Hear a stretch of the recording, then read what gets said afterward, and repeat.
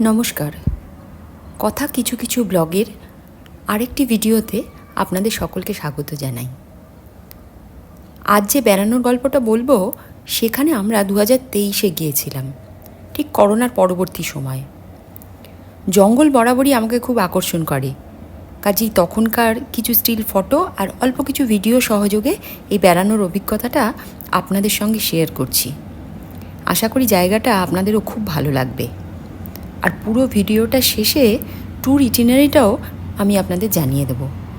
Planning করে একবার ঘুরে আসুন না, আশা করি মনে রাখবার মতো একটা ট্রিপ হবে এই বেড়ানোর অভিজ্ঞতা। 26শে জুন মুম্বাই মেলে আমরা রওনা হলাম। হাওড়া থেকে রাত্রিবেলায় ট্রেনটা ছাড়ে। গন্তব্য মধ্যপ্রদেশের সাতপুরা জাতীয় উদ্যান বা টাইগার রিজার্ভ। মোট 10 দিনের একটা ট্রিপ। একটু চিন্তা নিয়েই এই ট্রিপের প্ল্যানিংটা আমরা করেছিলাম। তার কারণ হচ্ছে বর্ষার আগমন।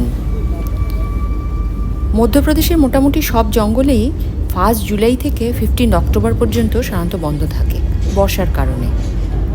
আমাদের ঘোরার টাইমিংটা জাস্ট জঙ্গল বন্ধ হবার ঠিক আগের দুদিন।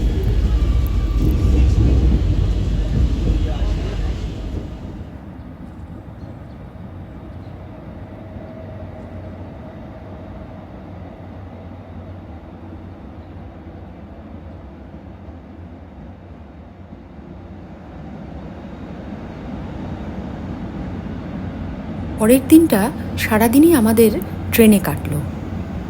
রাত্রি প্রায় 8টা নাগাদ আমাদের পিপারিয়া স্টেশনে পৌঁছানোর কথা ছিল, কিন্তু ট্রেন লেট করায় আমরা প্রায় ঘন্টা দুয়েক পরে পিপারিয়া স্টেশনে নামলাম। রাত্রে আর জঙ্গলে ঢুকবার রিস্ক নিলাম না, কাজেই রাত্রিটা স্টেশনের একদম কাছেই মধ্যপ্রদেশ ট্যুরিজমের একটা মোটেলে কাটালাম। পরদিন সকালে গাড়ি ঠিক করে ব্রেকফাস্ট সেরে আমরা রওনা দিলাম সাতপুরা টাইগার রিজার্ভের উদ্দেশ্যে। দূরত্ব মাত্র 55 কিলোমিটার মতো, ঘন্টা দেড়েক মতো সময় লাগে। থাকবো এমপিটি বাইসন হোটেলে। অনলাইনে হোটেল আর সাফারি দুটোই বুকিং করা হয়ে গিয়েছিল।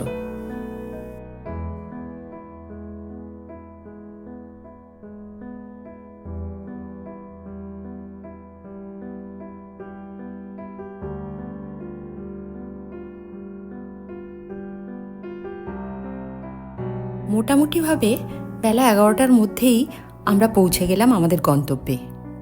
হোটেলে পৌঁছেই মন একদম খুশ হয়ে গেল। অপূর্ব সুন্দর প্রাকৃতিক দৃশ্য, চারিদিকে শুধু সবুজ আর সবুজ। হোটেলের লন থেকে সামনে তাকালেই সাতপুরা রেঞ্জ। ধূপগড়, শিখর, মহাদেও, ছোটা মহাদেও, অমরকন্টক, বোরি আর তাপ্তি, এই 7টা পিক নিয়েই এই সাতপুরা রেঞ্জ। আমাদের এই এমপিটি বাইসন হোটেলে মোট 10টি কটেজ আছে। কটেজের বারান্দায় বসে থাকলেই সময় কেটে যায়। হোটেলটি কিন্তু খুব টিপটপ করে সাজানো গোছানো, চারিদিকে সুন্দর বাগান, আর প্রতিটা কটেজে কিন্তু পাহাড়ের দিকে ফেসিং আছে এবং সেই অংশটা পুরো কাঁচ দিয়ে ঘেরা আছে, যাতে আপনি বিছানায় শুয়ে শুয়েও অপূর্ব সুন্দর প্রাকৃতিক দৃশ্য উপভোগ করতে পারেন। ব্রেকফাস্ট, লাঞ্চ এবং ডিনার এই সব কিছু সহই এখানে বুকিং করতে হয়। আমরা লাঞ্চ সেরে সাফারিতে যাওয়ার জন্য বেরিয়ে পড়লাম। বিকেল 3:30 সাফারি। প্রথমেই বলে নিই, আমরা সাফারি করলাম মাধাই জোন থেকে। আর আমাদের সাফারির গাইড এখানকার গোন্ডা উপজাতির একটি কিশোরী তারা। মাঝখান দিয়ে বয়ে চলেছে দেনওয়া নদী। দেনওয়া নদী পার হয়েই ওপারে গেলেই জঙ্গলের এন্ট্রি গেট, সেখানেই সব জিপগুলো দাঁড় করানো থাকে। আমরা যেহেতু গরমের শেষে গিয়েছিলাম, সেই জন্য নদী তখন প্রায় শুকনোই ছিল। কিন্তু অন্য কোনো সময় অক্টোবর মাসের পরে আপনি যদি আসেন, যে সময় জঙ্গল ওপেন হয়, সেই সময় এলে পরে দেখবেন নদী একদম কানায় কানায় ভর্তি। তখন কিন্তু নৌকো করে আপনাকে সেই নদী পার হয়ে ওপারে যেতে হবে।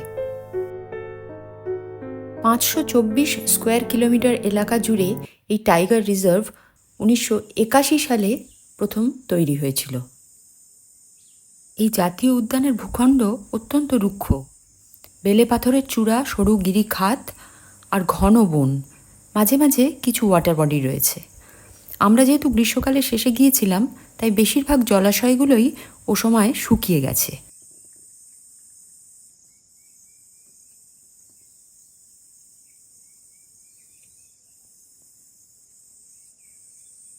রাস্তার ওপরে কিছু পাগমার্ক দেখে গাইড আমাদের গাড়িটা থামিয়ে দিল এবং আমরাও উৎসুক দৃষ্টিতে চারিদিকে নজর রাখতে লাগলাম কোথায় লিপার্ড দেখা যায়।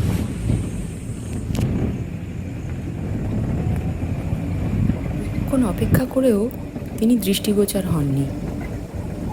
তবে গাইড আমাদের দেখালো পাহাড়ের ওপরে একটি জায়গায় দুপুরের খাওয়া দাওয়ার পরে তিনি দিবানিদ্রায় রয়েছেন। তার পিঠের খানিকটা অংশ দেখা যাচ্ছিল এবং বিকেলের পড়ন্ত রোদে সেই অংশটা পুরো জ্বলজ্বল করছিল। সেটুকু দেখেই আমাদের উৎসাহ নিবারণ করতে হলো। এরপর আমরা যে জায়গাটায় এলাম সেখানে প্রচুর হাতির দেখা পেলাম। হাতিগুলো আশেপাশে ঘুরে বেড়াচ্ছিল এবং খুব নিরিবিলিতে চুপচাপ আমরা সেখানে দাঁড়িয়ে তাদের কার্যকলাপ পর্যবেক্ষণ করলাম খানিকক্ষণ।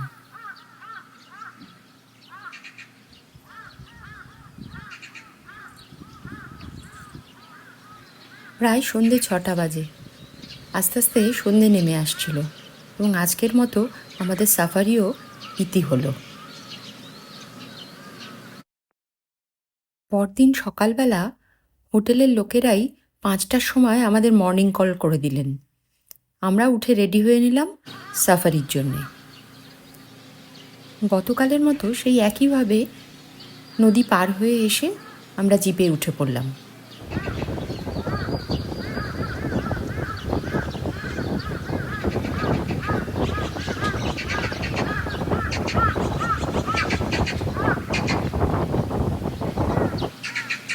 এটি নানহি, দ্য ইন্ডিয়ান জায়ান্ট স্কুইরেল, যেটি সাতপুরা টাইগার রিজার্ভের ম্যাসকট।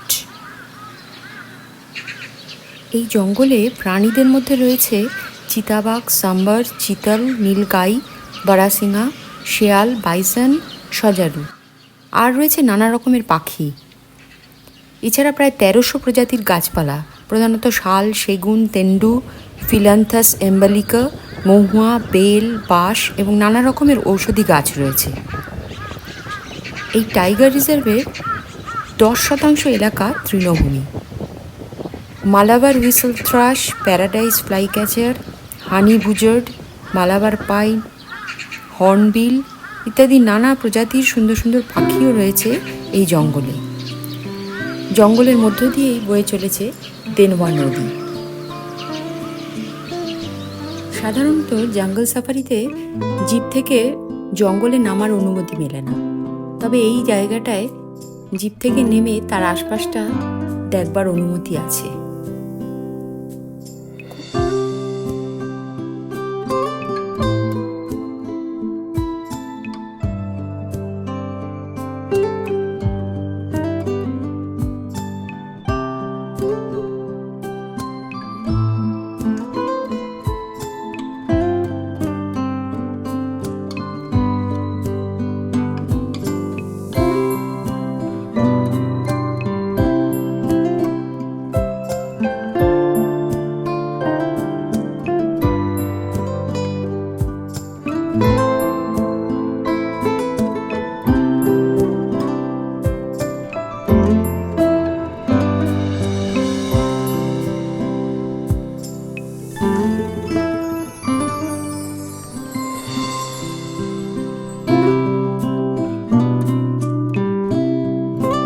সকালের এই সাফারি শেষে গাইড আমাদের নিয়ে গিয়েছিল একটি অপূর্ব সুন্দর জায়গায়, যেখানে ভিন্দা আর সাতপুরা রেঞ্জের মধ্যবর্তী রিফট ভ্যালি অঞ্চল, আর এর মাঝখান দিয়ে বয়ে চলেছে নর্মদা নদী।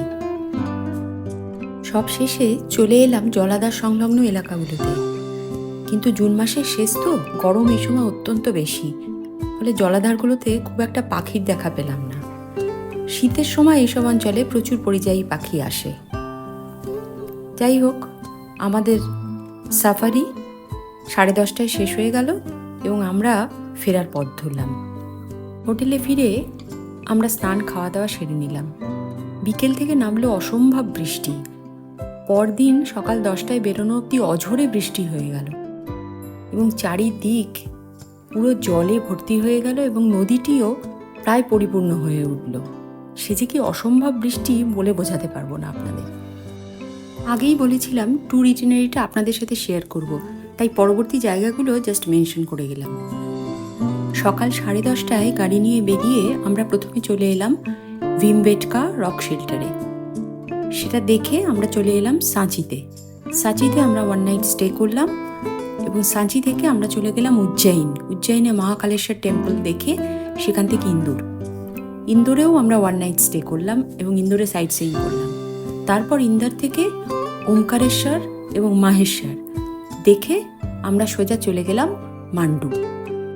মান্ডুতে স্টে করলাম এবং ফেরার পথে সোজা মান্ডু থেকে চলে এলাম ইন্দোর এবং ইন্দোর থেকে ফ্লাইটে ক্যালকাটা। এই ছিল আমাদের মোটামুটি ট্যুর ইটিনারি। এই ট্যুরটি সম্পর্কে আর যদি কিছু জানার থাকে তবে আমাকে কমেন্ট বক্সে জানাতে পারেন। আর ভালো লাগলে প্লিজ একটা লাইক, শেয়ার এবং সাবস্ক্রাইব করে দেবেন। সাথে থাকবেন। নমস্কার।